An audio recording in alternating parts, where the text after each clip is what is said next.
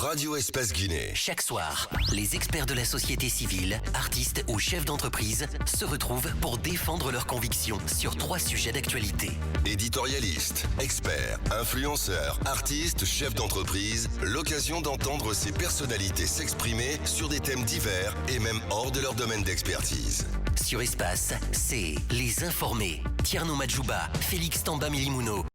Et sur Espace Guinée, Espace TV, un peu partout à travers le monde, on était avec le ministre secrétaire général de la présidence, le colonel Amara Camara, accompagné de la ministre de la Communication et de l'Information, Madame Rose Paola Prissimou. En tout cas, bienvenue dans Les Informés avec cette tête forte ici dans ce studio. Une émission d'information et de débat sur Radio Espace Guinée. Chaque soir, les têtes fortes, experts, acteurs de la société civile, éditorialistes, influenceurs, artistes, chefs d'entreprise et autres se retrouvent sur des questions d'actualité, sur des sujets muets ou peu connus du grand public, des informations scientifiques. L'émission Les Informés diffusera des valeurs positives de la démocratie, du civisme, du développement, mais aussi informer les citoyens guinéens des droits dont ils jouissent avec Théophile Fassamano, Amadou So, Félix Milimono, Alphonse Mara. Je suis avec mes cousins dans ce studio. Bonne arrivée avec une mise en onde assurée par Salih Camara au niveau de la régie, par Idrissa Kaba et toute son équipe. Alors, les amis, Théophile, je commence par vous. On a écouté le colonel Amara Camara, on a écouté également la ministre de l'Information et de la Communication, une première en Guinée sur un plateau de ministres. Oui, le CNRD qui communique. On a évoqué plusieurs sujets avec eux, notamment la mise à la retraite de 1000 militaires à partir d'aujourd'hui, le dossier Ali Camara et compagnie, le cas des retraités, la nomination des jeunes dans le gouvernement, l'absence du FNDC dans le gouvernement, la déclaration des biens des ministres, le gel des comptes et l'avenir des anciens dignitaires. Nous avons évoqué également l'urgence de la situation des Guinéens de l'étranger. On a parlé de l'administration à l'intérieur du pays, la levée des barrages, la réconciliation, le sort réservé à Alpha Condé. Autant de sujets, de grandes lignes que nous avons évoqués avec le colonel Amara Camara et la ministre de l'Information, Rose Prissimou. Prissimou. Ouais. Je le disais à la fin, avant de laisser partir nos invités, c'est super. Déjà notre baptême de feu. Et pour eux aussi, on va dire, c'est un baptême de feu. C'est leur première fois de s'exprimer comme ça dans un média. Je trouve que sur les sujets, on a... Si vous permettez, je vais vous aider. Revenons sur le cas des 1000 militaires à la retraite. Avant de venir à ça, je vais aller sur le cadre global. Voilà, avant de venir spécifiquement cas par cas. Je disais que c'est quand même assez intéressant de les avoir eus. Et je le mentionne pourquoi ? Parce que... choisir de se taire, ça peut être un problème. Et ça, c'est valable pour tous les autres, pas que. Alors, lorsqu'on fait plus d'éclaircies sur un sujet dont parle le bas peuple, ça fait moins de bruit et les gens sont informés et les gens ont eu une réponse assez claire. En tout cas, on a dû survoler tous ces points. Parlant d'abord des nominations de personnes jeunes. Et il y a longtemps, sous le gouvernement passé, on disait que les jeunes étaient à la solde des hauts dignitaires du pays et que les jeunes ne réfléchissaient pas, qu'ils ne faisaient que ce que leur ordonnent ces gens et que eux n'avaient pas leur mot. Eux n'étaient là que pour accompagner ou parce qu'il y avait de l'argent ou parce qu'il y avait ceci ou cela. Là, on a l'occasion et c'est démontré déjà avec toutes ces personnes qui sont nommées, mais pas que, il y a leur parcours qu'on regarde, on sent et on sait désormais qu'il y a des gens qui ont étudié ici, il y a des gens qui sont compétents, il y a des gens qui travaillent et il y a des gens, on se rend compte, qui étaient là, mais qui étaient sous l'ombre de certaines personnes. Ça veut dire parce que la ministre de l'Information et de la Communication, elle était au niveau du bureau stratégique et tout ça. Il y avait des bureaux de stratégie, de développement. Elle était là, c'était des acteurs, ce sont des gens qui travaillent en bas. Et puis, les résultats sont donc divulgués par d'autres. Cela montre à plus d'un titre Ce n'est pas une première, hein? Non. ce dont je parle, tu suis la logique dont je parle. Je disais que dans le gouvernement précédent, on disait que les jeunes étaient des suivistes et que c'était des gens qui venaient pour suivre d'autres. Et ce n'est pas faux, il y a des gens comme ça. Nous sommes au début, qu'est-ce qu'ils ont prouvé pour le moment? Je suis en train de donner mon analyse. Tu auras le temps. Qu'il ne doit pas tirer une conclusion. Non, c'est très tôt. Tu auras le temps. Et moi, le colonel a parlé de faire l'amour. Pour moi, on est dans une phase de préliminaire. C'est très tôt de parler de... Tu auras ton temps. Moi, je suis dans une logique. Je termine ma logique parce qu'il faut que les gens comprennent rapidement. La logique, c'est que aujourd'hui, on se rend compte que les jeunes ne sont pas là que pour suivre. Ils sont là parce qu'ils ont un mot à dire et cela se démontre. Et tout comme les autres ont eu le temps de pouvoir s'exprimer, mais ne l'ont pas fait tout en restant des suivistes, même s'il y a des cas particuliers, on est dans la généralité. Aujourd'hui, on a l'opportunité de montrer qu'on peut le faire et le travail peut donc évoluer. Du reste, ils ont parlé plusieurs choses au futur qui sont en train d'être mises. On espère que cela pourra être vu dans les actes. Par rapport aux grandes lignes. Alors, je me tourne vers Alphonse Mara. Qu'est-ce qui a retenu votre attention sur cette sortie médiatique du ministre Amara Camara et de la ministre de l'Information, Madame Rose Paula Prissimou? L'accent ou le facteur qui a le plus retenu mon attention, c'est leur maturité et leur prudence dans la communication. On a remarqué du colonel Amara, ce militaire discipliné, courtois et surtout très prudent. Même ses excuses à la fin... L'armée, c'est la grande bête, il faut être très prudent. Même ses excuses à la fin démontrent le niveau de maturité et de discipline qu'il a appris et qu'il a su incarner aux autres. De même que Madame la ministre de la Communication, qui nous a rappelé cette volonté de pouvoir élargir ses consultations à tous les hommes de médias. Parce que le ministère ne doit pas se limiter seulement au niveau de la RTG. Il y a les médias privés. Elle a fait savoir son ambition d'ouvrir son diagnostic qu'elle a entamé au secteur privé pour permettre de recenser les problèmes et de proposer des solutions. Donc ce sont des cadres prudents, des cadres assez matures, parce que vous avez vu, cette finesse dans la communication démontre de la maturité de la personne. La prudence aussi est preuve de maturité. Ça ressort que ce sont des personnes à qui on peut prendre le risque de faire confiance. C'est pas trop tôt, Alphonse? Oui, ce n'est pas trop tôt. Vous savez, aujourd'hui, cette absence de confiance a fait échouer les politiques qui ont été mises en place. Quand vous prêtez votre confiance, c'est comme si vous donnez de vous et la personne qui reçoit votre confiance est sous pression. Elle est obligée de satisfaire cette confiance que vous la prêtez. Donc aujourd'hui, il est nécessaire de prêter sa confiance à cette équipe dynamique par sa composition et par surtout sa jeunesse, parce qu'il y a un facteur, ça va être peut-être le mot du jour dans les médias, sur la question de savoir si le ministre Mori Kondé de l'administration du territoire n'était pas trop jeune pour sa nomination. Monsieur le ministre a répondu que c'est sa jeunesse plutôt qui est son atout. Donc aujourd'hui, il faut miser sur des facteurs comme ça. Quand je parle souvent de jeunesse, je suis acteur des organisations de jeunesse. Souvent, j'aime le dire, si en 1999, il fallait avoir 40 ans pour avoir un master, si on était à l'époque du vieillissement scolaire, aujourd'hui, à 25 ans, il y a des gens qui ont le doctorat. La preuve palpable, c'est la ministre de l'enseignement supérieur, qui était directrice générale de l'Institut de Bokeh. Donc, ce sont des jeunes par l'âge, mais qui ont l'expérience, qui ont la maturité nécessaire pour quand même pouvoir bénéficier de notre confiance et diriger les destins de ce pays. Bien.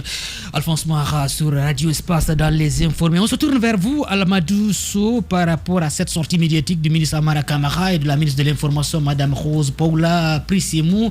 Qu'est-ce qui a retenu votre attention? Moi, je vais revenir sur un facteur, le facteur jeune. Il y a Amadou Ampateba qui revenait sur le volet sagesse. Quand on parle de sagesse, ce n'est pas l'âge, c'est plutôt le comportement. Donc ça veut dire on peut être jeune et sage, on peut être vieux et ne pas l'être. Donc pour moi, le volet jeunesse, c'est surtout la fougue, le courage et surtout ne pas abandonner. Moi, je me dis c'est très tôt de juger au fait sur le fait sur la base des intentions, je m'excuse, mais depuis 1958, on n'a jamais manqué de bonnes intentions dans ce pays-là. Il y a toujours de bonnes intentions. C'est le même discours quand même. Voilà. Mais après, sur le terrain, les réalités ne sont pas les mêmes. Ce n'est que le début, comme vous avez dit. On ne peut pas tirer une conclusion hâtive dès le début. Voilà. Peut-être que les intentions sont là, comme l'a dit. On peut revenir sur le travail que nos amis d'Ablogui ont effectué. Quand on prend toutes ces promesses non tenues, si ces promesses avaient été tenues, je pense qu'on ne serait pas là. Donc ce ne sont pas les intentions ni les volontés qui manquent. Je pense qu'on va vers la phase de la concrétisation de ce qu'on dit. C'est ce qui compte, c'est le résultat qui compte. Moi, je vais rebondir sur le fait qu'il n'y ait pas de membres du FNDC pour le moment dans la liste. Le FNDC, ils sont là. Il y a le ministre de l'Agriculture, Nanyale, qui a été très souvent actif dans les activités Il était sympathisant, mais il n'était pas de la coordination. Exactement. Donc, pour moi, si le FNDC participe au gouvernement, ça veut dire qu'ils seront comptables d'une manière ou d'une autre du résultat qui viendra. De cette transition. Mais si c'est un organe de vigilance, je me dis... Une cellule de veille. Une cellule de veille, pour moi, l'idéal serait qu'elle reste un peu distante de cette transition, parce que qui parle de transition parle de durée déterminée. Quand on vote pour un gouvernement selon la constitution qu'ils vont élaborer, peut-être qu'on nous dira c'est pour 5 ans ou bien c'est pour 7 ans ou 6 ans. Donc ceux qui viendront là feront ce nombre d'années, mais pour une transition, c'est pas plus de 2 ans, c'est pas plus de 3 ans, je ne sais pas, mais dans les principes, partant des exemples, c'est pas plus de 3 ans. Maintenant, je vais revenir rapidement sur le volet sécuritaire. Je pense que je n'ai pas été très convaincu. Parce que s'il y a une chose qu'on peut demander au corps habillé dans un pays, qui sont à la tête d'un pays, c'est bien sûr la sécurité.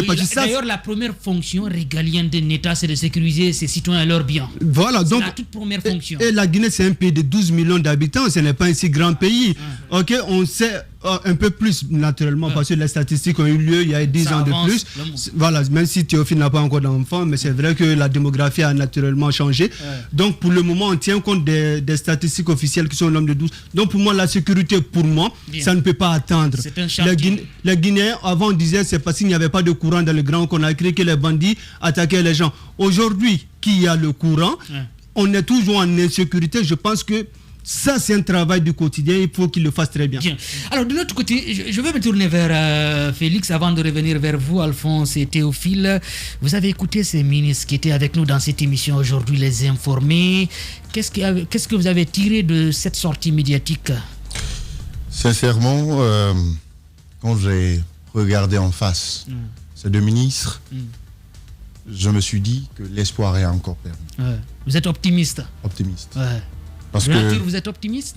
Ou bien c'est parce que vous avez vu ces deux personnes là? Enfin, c'est pas une question de nature. L'homme, par moment, doit être optimiste, surtout quand tu es face à certains faits qui sont réels, que tu, après analyse, tu ressors ce qui doit en découler. Vous avez vu la sérénité avec laquelle ils ont abordé des sujets, je voulais dire.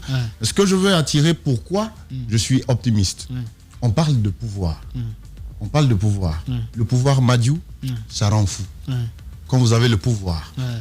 D'ailleurs, si vous n'avez pas l'habitude d'exercer le pouvoir, et que vous vous retrouvez d'un seul coup devant les gens, en direction, vous avez tous les moyens qu'il faut. Vous connaissez déjà ce qui est la Banque centrale, vous avez tout cela à votre disposition. Mais que face à ce pouvoir, que vous ayez de l'accalmie, que vous gérez les choses comme elles se doivent, je me dis que l'espoir est permis. Vous avez vu quand ils ont pris le pouvoir, le 5 septembre, jusque-là, ils ont ramené les militaires dans les casernes. Chose qu'on n'a pas vue pendant le temps du CNDD. Au CNDD, je peux comprendre, mais au temps du régime de Alpha Condé, les militaires étaient dans les casernes également. Oui, mais on parle de transition. On parle de transition. Et donc, cette transition... Même avec Sekouba, quand il est arrivé, après Dadis, quand même, les militaires étaient dans les casernes. Oui, mais pas totalement, mais on parle de transition. Il faut louer. Il faut louer ses efforts. Parce que on a vu en 2008, quand le CNDD avait pris le pouvoir, c'était un peu de la débandade partout avec les militaires. On voyait partout avec des armements lourds. Mais avec le CNRD, dès qu'ils ont pris le pouvoir, ils ont d'abord essayé d'imposer cette accalmie, non seulement au sein de l'armée, mais au sein aussi de la population. Aujourd'hui, il y a un climat de confiance qui est entre la population et le CNRD. Et ça, c'est très important. Quand même, d'autant plus qu'à un moment donné, les gens se regardaient en chien de faïence. Oui, Théophile Alphonse, au-delà des points que vous avez évoqués en première partie à l'entame de notre analyse, est-ce qu'il y a un point où vous n'êtes pas convaincu, Théophile? Disons, bon, moi je l'ai mentionné tout de suite. Alors là, on est face à un petit problème, mais en même temps, moi je crois que on peut trouver la solution. Le problème, c'est quoi? Il y a cet effet temps. Où on dit bon, on est là il y a quelques jours, c'est vrai, ils sont là, il y a pas longtemps, comme la ministre de l'information qui est là depuis juste une semaine. C'est vrai qu'en une semaine on va pas quand même te demander des bilans et des comptes. Il y a ça. Moi je trouve que ça a été un petit problème pour moi, mais c'est expliqué. Mais il y a un adage qui dans notre langue, je vais pas le dire en langue, mais je vais le dire en français, je le dis, c'est-à-dire qu'on reconnaît, on peut savoir quel type de dents l'enfant aura. On le sait, c'est au travers de ses gencives. Alors déjà, ça c'est pour répondre à, pour dire un truc, voilà, pour répondre à dire un truc à Amadou. C'est vrai qu'il n'y a pas encore, quand on parle de confiance, on dit est-ce qu'il faut avoir confiance, c'est vrai qu'il y a eu des problèmes, mais là il faut se baser sur ce qui a été fait et comment ça a été fait, la personne qui est en face de toi, les intentions, le passé de la personne. Quel que soit le temps, on ne pourra juger que par ce qu'on voit et ce qui est fait. Et lorsqu'on dira que le pays s'est développé, c'est parce qu'on aura vu les routes, c'est parce qu'on aura vu les maisons et autres et ainsi de suite. Et je trouve que c'est vrai, ils ont besoin de temps, mais j'aurais aimé, déjà ils ont donné la réponse à plusieurs choses, mais qu'il y ait encore plus d'actes posés, qu'on dise que voici ce qui est fait, voici ce qu'on va faire, voici ce qui est fait de façon textuelle, pas le mettre peut-être tout le temps dans le futur, même si je suis d'accord qu'il leur faut quand même, je suis d'accord qu'il leur faut quand même un peu de temps. Alors Alphonse, c'est vrai qu'on a évoqué des sujets dans cette émission avec ces ministres-là, notamment la déclaration des biens des ministres, le FNDC qui est absent, la situation des Guinéens de l'étranger, le cas des retraités. Est-ce qu'il y a un point parmi lesquels qui vous ont marqué? Le point de tous ces points, celui qui a le plus retenu mon attention, c'est cette nécessité qu'est le droit à la retraite. Le CNRD a engagé cette mesure qui peinait à s'appliquer à cause des considérations politiques. Aujourd'hui, on a de ces cadres dans l'administration qui ont presque dépassé l'âge, qui ont totalement dépassé l'âge de la retraite. Qu'on peine à mettre à la retraite parce qu'on peinait à mettre à la retraite à l'époque parce qu'ils avaient cette ville ou cette zone qui était acquis pour des comptes politiques. Cette fois-ci, il n'y a pas d'enjeu politique. C'est la loi de l'administration, la règle de l'administration qui s'applique. La mise à la retraite qui a commencé. Vous avez évoqué le cas de la police. Ils vous ont dit la police a un statut particulier et relève de la fonction publique. Donc, aujourd'hui, ces mesures-là sont en train d'être mises en œuvre. Donnons-leur le temps. Qui, en Guinée, a imaginé qu'un ancien ministre qui s'accaparait des biens pouvait se retrouver avec son compte gelé? Personne ne l'a imaginé. Personne n'avait parié là-dessus. De même que des généraux qui avaient atteint un certain niveau, qui partaient à la retraite que quand ils voulaient, parce qu'ils avaient un certain pouvoir. Donc, cette démarche a commencé. Depuis que le CNRD est venu, ils ont posé des jalons, avec prudence, avec tact. Ça peut permettre de prêter sa confiance. Et aujourd'hui, c'est cette confiance dont ils ont besoin. Parce que le gros du travail ne se fait pas pour l'extérieur. On n'est pas en train le CNRD n'est pas dans une campagne. Pour le moment, n'est pas dans une démarche de séduction à l'international. Ce qu'ils sont en train de faire, c'est la refondation de notre société. Surtout, la crédibilisation de nos institutions. Regardez le cas de la douane, de l'armée. Ces généraux qui sont partis à la retraite. Ils cèdent la place à des jeunes qui sont nommés, mais qui remplissent toutes les conditions pour être nommés.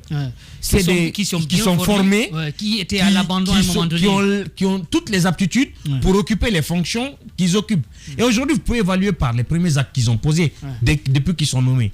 Donc, ce qu'il faut dire, c'est qu'il y a matière à prêter confiance. Et c'est de cette confiance-là que le CNRD peut se nourrir pour remplir ou pour satisfaire les exigences que les Guinéens attendent de leurs actions. Bien, Amadou, c'est toujours dans la même logique ou bien... Non, moi, comme on le dit, il y a un proverbe qui dit si jeune savait, si vieux pouvait. Je pense que ce n'est pas une guerre de génération. Arrêtons les terminologies jeune ou pas jeune. Je pense qu'allons, si de nouvelles personnes... Voilà, il faut qu'on ait... On connaît des jeunes qui ne sont pas du tout... Moi, je préfère la terminaison, des nouvelles personnes. Tu vois, mais que de dire jeune, parce qu'à la base, si on va sur le principe jeune, selon la loi de la CEDEAO, c'est 35 ans. Quoi. Moi, je ne vois pas plus de 35 ans. Voilà. On va pas polémiquer dessus. C'est plus ce dont il parle, côté retraite, c'est plus dans un processus normal. Ça, quand tu atteins l'âge, voilà. Mais oui, il faut le dire, on est jeune, on a envie d'être là. S'il y a encore des gens qui sont arrivés, c'est pas dire que c'est une guerre de génération, qui sont arrivés à l'âge de la retraite, c'est normal, il faut les mettre à la retraite. Moi, un petit pan par rapport au FNDC, rapidement, je suis de ceux qui pensent que le combat devrait valoir le plus.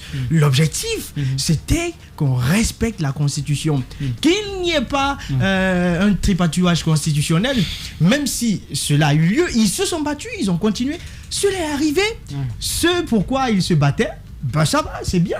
Maintenant, je vois pas le débat où il faut une place. C'est quoi? C'est pas une redevance. Si on fait une question de redevance, autant dire aussi au CNRD, puisqu'il y a des gens qui ont combattu avec eux, il y a certains qui continuent de se battre, autant les mettre là. Non, mais on a vu des exemples de ministres qui n'étaient pas forcément là. C'est l'idée. C'est le combat. Et même si on n'est pas là, il faut pouvoir soutenir l'idée, pas forcément chercher des places, sinon ça pourrait gâter le combat. Peut-être pour terminer, avant d'aller avec les auditeurs qui vont patienter certainement sur le 620 28 65 65 ou bien le 620 28 69 69.